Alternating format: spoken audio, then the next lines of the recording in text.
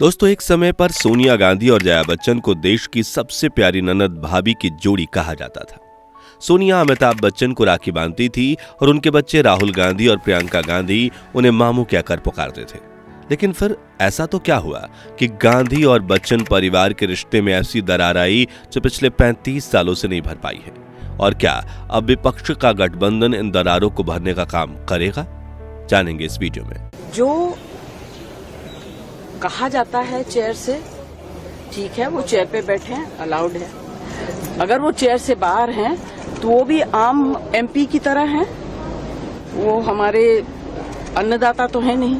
साथ ही समय में पीछे चलकर सन 1984 में इलाहाबाद में हुए ऐतिहासिक चुनाव की बात करेंगे, जिसमें राजीव गांधी की एक आवाज पर अमिताभ बच्चन ने अपना एक्टिंग करियर छोड़कर एक नौसीखे की तरह चुनावी मैदान में छलांग लगा दी थी और अपने पहले ही चुनाव में विपक्ष के दिग्गज नेता पूर्व मुख्यमंत्री को इतने भारी बहुमत से हराया था कि उस नेता ने राजनीति से ही संन्यास ले लिया था। इस चुनाव में जया बच्चन ने भी भाभी, देवर और मुंह दिखाई वाले जुमले बोलकर हवाओं का रुख अमिताभ की तरफ मोड़ दिया था। जैसे ही उन्होंने खुद को इलाहाबाद की नई बहू बताते हुए मुंह दिखाई में वोट मांगा था, साथ ही एक चुनावी रोड शो के दौरान कुछ लड़कियों ने अमिताभ के स्वागत में अपने दुपट्टे सड़क पर बिछा दिए थे और उन्हीं लेडी फैंस की वजह से अमिताभ के 4000 वोट रद्द भी हो गए थे, क्योंकि लड़कियों ने मतपत्र पर मोहर के बजाय लिपस्टिक वाले किस मार्क लगाकर वोट डाला था।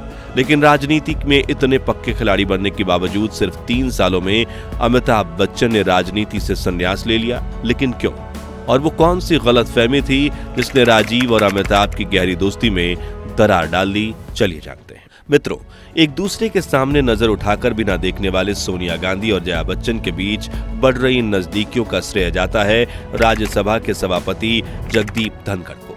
जहां हम सभी जानते हैं कि गुस्सा और जया बच्चन एक दूसरे की पहचान बन चुके हैं और इस बार जब राज्यसभा के सभापति उन्हें बोलने के लिए पुकारे तो वो भड़क गई। सर, मुझे माफ करिएगा, मगर आपका टोन जो है इज नॉट एक्सेप्ट। लेकिन इस बार सभापति ने भी सुनने के मूड को नहीं दिखाया, इसलिए उन्होंने जया बच्चन को बैठने के लिए कहा, लेकिन जया नहीं मानी। उनके इस अड़ियल रवैये को देखकर रूलिंग पार्टी के सदस्य भी शोर मचाने लगे और सभापति जी को बुरा लग गया तो उन्होंने जया बच्चन को ऐसा करारा जवाब दिया कि वो स्तब्ध रह गई। उन्होंने कहा कि हर दिन गुस्से में चिल्लाकर बात करती हैं और मेरे टोन पर सवाल खड़े कर रही हैं। जिसके बाद जया बच्चन संसद भवन से बाहर आईं और मीडिया के सामने सभापति जी के साथ हुई बहस में अपना पक्ष रखने लगीं, जिसमें सोनिया गांधी उनके साथ खड़ी होकर हाँ में हाँ मिला रही थी, क्योंकि अब वह विपक्ष के इंडिया गठबंधन में कांग्रेस और समाजवादी पार्टी साथ है। लेकिन दोस्तों, क्या आप जानते हैं कि सोनिया के पति राजीव गांधी और अमिताभ बच्चन की दोस्ती कैसी थी और दोनों की मुलाकात कैसे हुई थी? आइए जानते हैं। मित्रों, 80 के दशक में राजीव गांधी और अमिताभ बच्चन को भारतीय राजनीति के जय वीरू के नाम से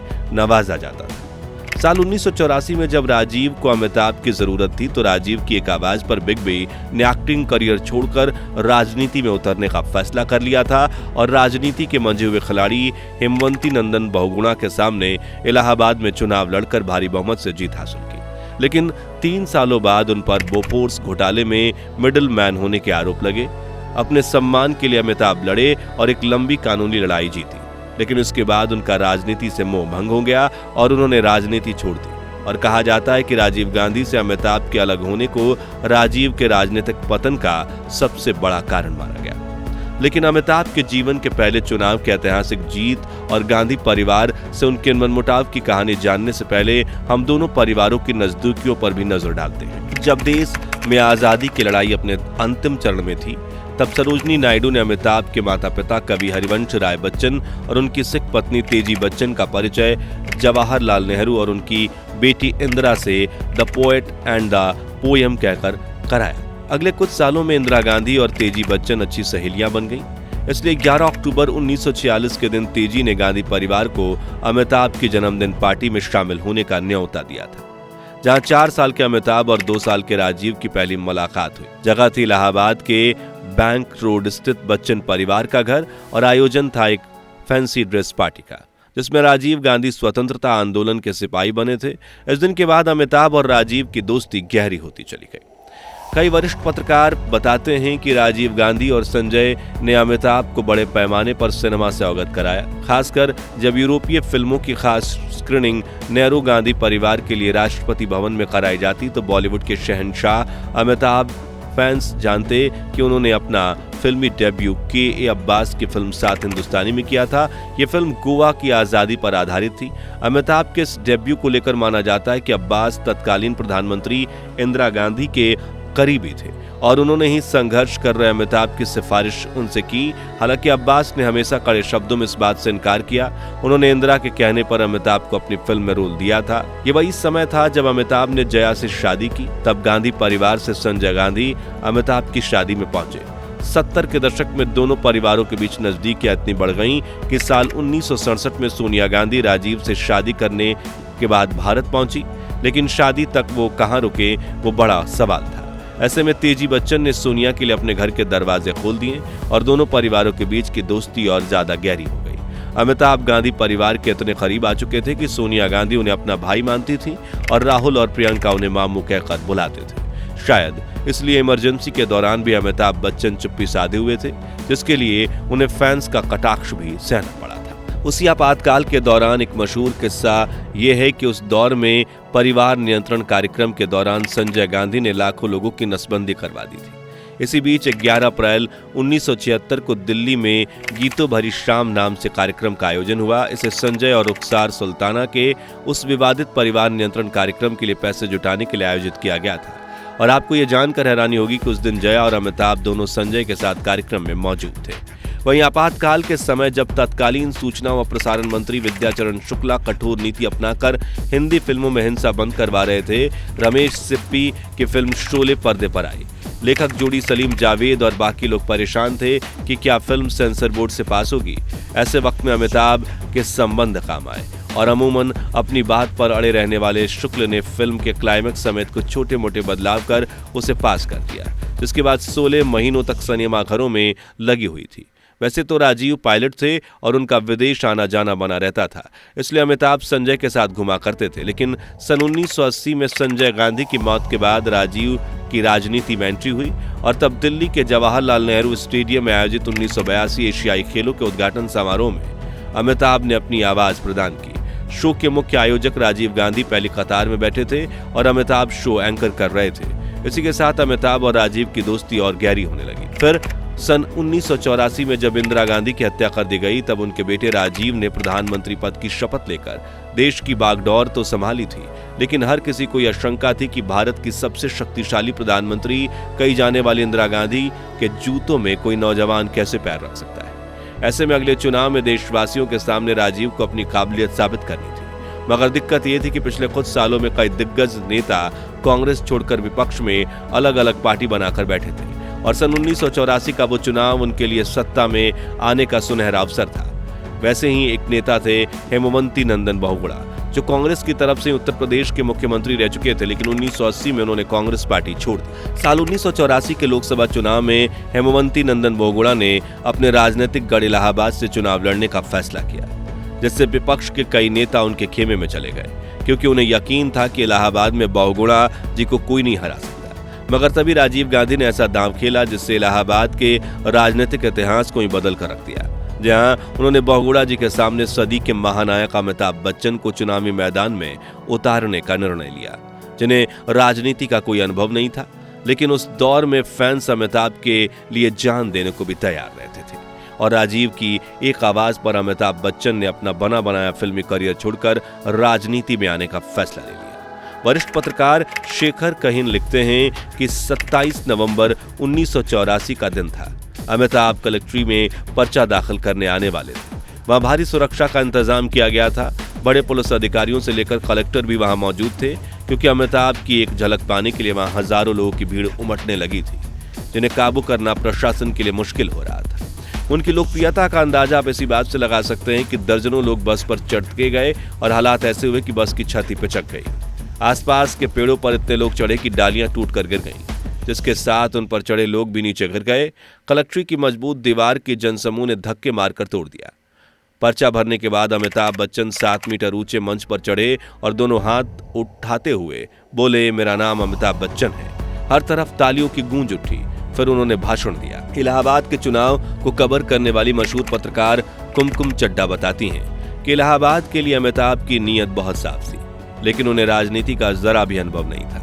इसलिए चुनाव प्रचार में हर जगह अमिताभ रटे रटाए 5 या 6 वाक्य बोलते थे, मगर जब वो डायलॉग बाजी शुरू करते थे तो भीड़ खुशी से बेकाबू हो जाती थी। जैसे कि एक रैली में अमिताभ ने अपनी भारी आवाज में कहा, मुझे वोट दें क्योंकि मेरा खाता साफ है, कोई एंट्री नहीं।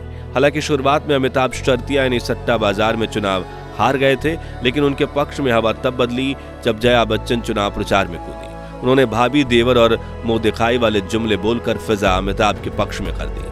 जैसे कि उन्होंने खुद को इलाहाबाद की नई बहू बताते हुए मुंह दिखाई में वोट मांगा। वहीं अमिताभ बच्चन के लिए इलाहाबाद के लोगों की दीवानगी भी कुछ कम नहीं थी।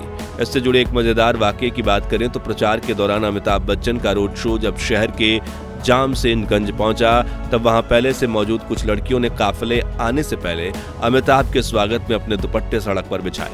लेकिन जब अमिताभ वहां पहुंचे तो उन्होंने सड़क पर दुपट्टे देखकर तुरंत अपनी गाड़ी रुकवाया और विनती करके सभी दुपट्टे हटवा दिए। यानी उनका वाहन किसी भी लड़की के दुपट्टे से नहीं गुजरा। उनकी ये छवि ही फैंस को काफी भाती थी। वहीं दूसरी तरफ हेमवंती नंदन बहुगुणा की छवि अमिताभ के फैंस की भीड़ के सामने कमजोर पड़ती दिख रही थी। कुछ महीने में जोरों शोरों से चले प्रचार और वोटिंग के बाद आया वो ऐतिहासिक दिन जब लोकसभा के चुनावी रिजल्ट्स अनाउंस होने वाले थे, जहां एक तरफ श्रीमती इंदिरा गांधी की हत्या से राजीव गांधी को काफी सहानुभूति मिली और 514 लोकसभा सीटों में से 404 सीटों पर जीत हासिल हुई। राजीव भारी बहुमत से इंडिया के प्राइम मिनिस्टर बने। वहीं दूसरी तरफ इलाहाबाद की जनता ने बॉलीवुड के शहंशाह पर इतना प्यार लुटाया कि अमिताभ ने 1,87,000 वोटों से हेमवंती नंदन बहुगुणा को चुनावी मैदान में मात दे दी।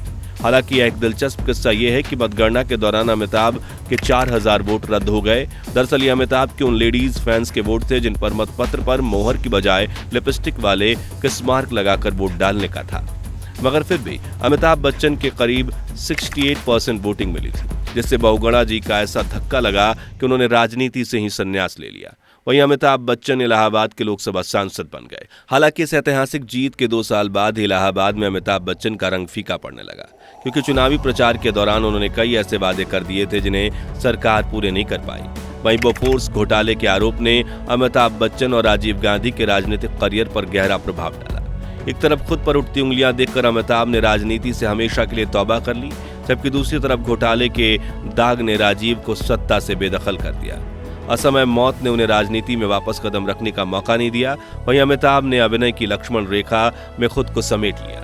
आपको बता दें कि अमिताभ और राजीव दोनों में इसी घोटाले में कोई आरोपी नहीं था। जी हाँ, जहां स्कीम को लेकर चल रहे कोर्ट केस में स्वीडिश पुलिस चीफ की गवाही के बाद अमिताभ को क्लीन चिट मिल गई। वहीं घोटाले का कोई सबूत कार्यवाही को राजीव की तरफ नहीं ले गया, लेकिन राजीव खुद इस घोटाले से अनजान थे। लेकिन अमिताभ और राजीव की दूरियां कम हो पाती उसके पहले राजीव ने दुनिया को अलविदा कह दिया। हालांकि 90 के दशक की शुरुआत में गांधी और बच्चन परिवार के बीच दरारें इतनी गहरी हो गई थीं कि सोनिया भी अमिताभ को राखी बांधना छोड़ चुकी थी और अमिताभ की बीवी जया बच्चन भी समाजवादी पार्टी के साथ जुड़कर राज्यसभा सांसद बन चुकी थी।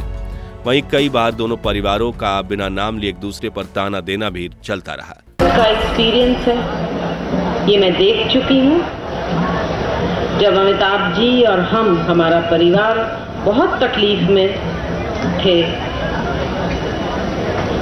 बहुत भारी संख्या से जीतने के बावजूद किसी ने हमारा साथ नहीं दिया। गांधी परिवार 40 साल से राजनीति में है। भारत के लोग जानते हैं कौन किसको धोखा देता है, किसने कौन काम करता है, कौन धोखा देता है। हमें बोलने की जरूरत नहीं। हालांकि अमिताभ बच्चन ने कभी राजनीति में कदम नहीं रखा, लेकिन गांधी परिवार के लिए अपनी भावनाएं जरूर प्रकट की। इस परिवार, गांधी परिवार, नेहरू परिवार ने भारतवर्ष के ऊपर सदियों से राज किया है। वो राजा हैं, हम रंक हैं। राजा निर्धारित करेगा कि किसके साथ उसको संबंध बनाना है, किसके साथ उसको दोस्ती निभानी है। रंक नहीं निर्धारित कर सकता। हमारा स्नेह, हमारा प्यार, हमारा आदर उस परिवार के लिए हमेशा रहेगा, लेकिन उन्हें निर्धारित करना होगा कि वो इस रंक के साथ अपना रिश्ता बनाए रखेंगे। वहीं एक बार कौन बनेगा करोड़पति के सेट पर बिग बी ने गांधी परिवार को लेकर अपनी बात रखी थी। हमारे रिश्ते तो कायम है। देखिए, मैं ऐसा मानता हूं कि जो रिश्ता माँ बाबूजी का था, पंडित जी के साथ, इंदिरा जी के साथ, वो पारिवारिक एक रिश्ता था, वो एक बंधन था, उसका मैं आदर करूंगा और करता रहूंगा तहे दिल से जीवन अंत। खैर, पिछले 3 दशकों से चला आ रहा ये मनमुटाव शायद अब खत्म हो सकता है, क्योंकि इंडिया गठबंधन ने कांग्रेस और समाजवादी पार्टी को ऐसे जोड़ा है कि एक समय पर अमिताभ को राखी बांधने वाली सोनिया गांधी अब अपनी भाभी जया बच्चन को सपोर्ट करते हुए दिख रही हैं। तो क्या विपक्ष गठबंधन गांधी परिवार और बच्चन परिवार के बीच सालों से चल रहे इस मनमुटाव को खत्म कर पाएगा या नहीं? इस बारे में अपनी राय हमें कमेंट्स में जरूर बताइए। ये वीडियो पसंद आया हो तो इसे लाइक और शेयर करें और 11,111 लाइक्स के लक्ष्य को हासिल करने में हमारी मदद कीजिए। और अगर आप इस चैनल पर नए हैं तो सब्सक्राइब करके पास वाली घंटी बजाना मत भूलिएगा, ताकि आपको हमारे हर वीडियो की नोटिफिकेशन मिलती रहे। धन्यवाद।